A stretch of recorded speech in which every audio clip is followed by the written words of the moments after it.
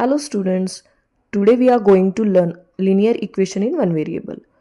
आजचा हा चॅप्टर खूप सोपा आहे. चला तर मग बघूया. A linear equation is an equation ज्यामध्ये फक्त वन व्हेरिएबल असतं and the power of that variable is 1. आता व्हेरिएबल म्हणजे काय? तर व्हेरिएबल A to Z मध्ये कुठलेही लेटर तुम्ही यूज करू शकता, but there is a no square or cube of that variable. Now let's understand one important rule. Linear equation solve करताना when a terms move from one side to other side means LHS to RHS त्यांचा sign change होतो. म्हणजेच plus becomes a minus and minus becomes a plus.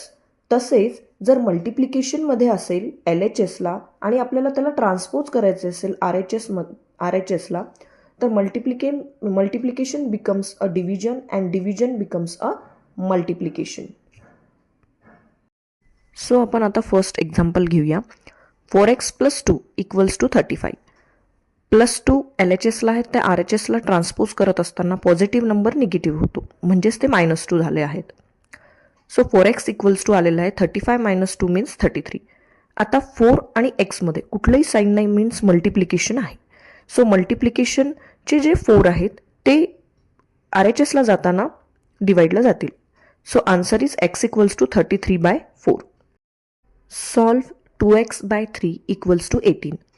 या एक्झाम्पलमध्ये 3 हे डिव्हिजनला आहेत, ते जर आपल्याला RHSला ट्रान्सपोज करायचे असतील तर ते मल्टिप्लिकेशनमध्ये जातील.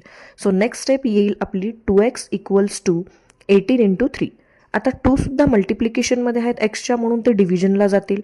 सो नेक्स्ट स्टेप येणार आहे 18 × 3 / 2. सो 2ने 18ला डिवाइड आपण करू शकतो. 2 1 = 2, 2 9 = 18. सो आता आपल्याकडे x = आलेला आहे 9 × 3 means 27. The value of x is 27. Next example बघूया. या एक्झाम्पलमध्ये 14y - 8 = 13 दिलेलं आहे. सो आपल्याला जे नंबर्स आहेत ते एका साईडला घ्यायचे आहेत, मीन्स -8 त्या साईडला गेले तर +8. So 14y = 13 + 8 means 21. 14y = 21. 14yच्या मल्टिप्लिकेशनमध्ये असल्यामुळे ते डिव्हिजनला जातील. 21/14. 21 आणि 14 हे 7च्या टेबलमध्ये येतात. सो त्यामुळे 7ने जर आपण त्याला डिवाइड केलं तर आन्सर येतं 3/2. आता या एक्झाम्पलमध्ये बघूया. हे फ्रॅक्शनचं एक्झाम्पल आहे. 3/7 + x = 17/7.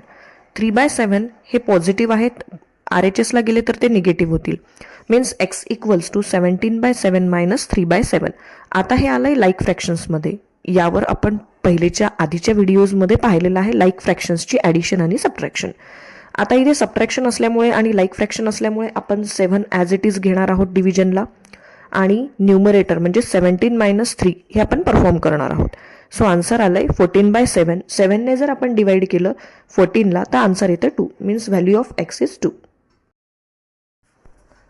आता बघूया नेक्स्ट एक्झाम्पल, ज्यामध्ये 2 व्हेरिएबल्स आहेत. 5x + 3 = x + 10. LHS आणि RHS दोघांमध्ये सुद्धा x हे व्हेरिएबल आला आहे.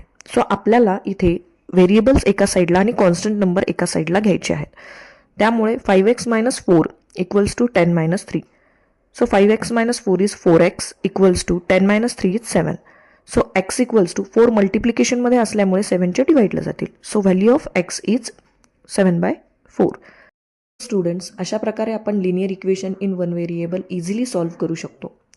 If you like this video, like, share and subscribe to my channel. Thank you.